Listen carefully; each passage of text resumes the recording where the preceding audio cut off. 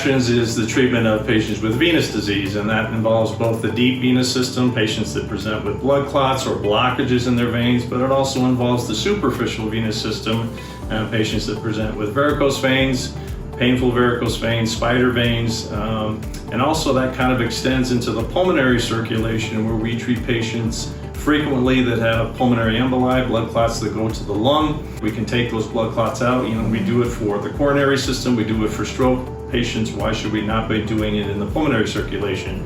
So I really enjoy venous disease. I suffer with venous disease myself. I've had both of my legs treated for venous insufficiency, and the treatment has certainly come a long way from ligation and stripping back in the day. That's really not being performed anymore. We can do these minimally invasive procedures right here in the office with what's called tumescent anesthesia, local anesthesia.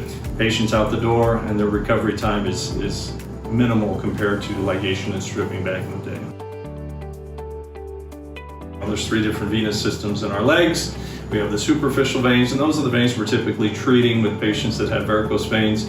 You have the deep veins. Those are the most important veins, and I tell patients that's the interstate. We got to keep the interstate open no matter what. So those veins are the most important veins that bring blood back to the heart. And then we have perforating veins that connect the 2 systems, the superficial and the deep veins.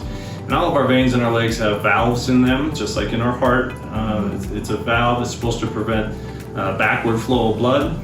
When you stand, gravity naturally wants to pull that blood down towards your feet, and those valves that are in those veins are supposed to close and prevent that backward blood flow. And I tell patients, your calf muscles are what we call the musculovenous pump, and those are responsible for pumping that blood against gravity to get it back towards the heart.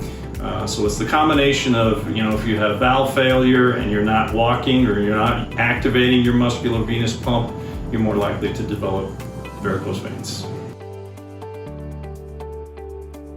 Exercise is a critical non-invasive way of treating venous insufficiency, because when you're running, you're activating your musculovenous pump. It's when you're stagnating, when you're standing for long periods of time, or sitting, or you're inactive, that's when issues can occur. Yeah.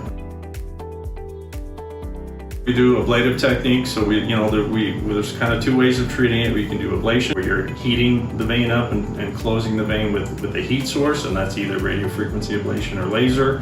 Or we use the non-thermal, non-tumescent techniques, where we can close the veins down using glue. So we can use cyanoacrylate glue. We have Varithena, which is it's a sclerosing material that we put inside the vein. It looks like foam, and we inject it directly into the vein. That causes a chemical reaction in the vein that closes the vein down and shuts that vein. So there's various techniques that we have to treat venous insufficiency that don't involve surgery, no downtime with any of these procedures.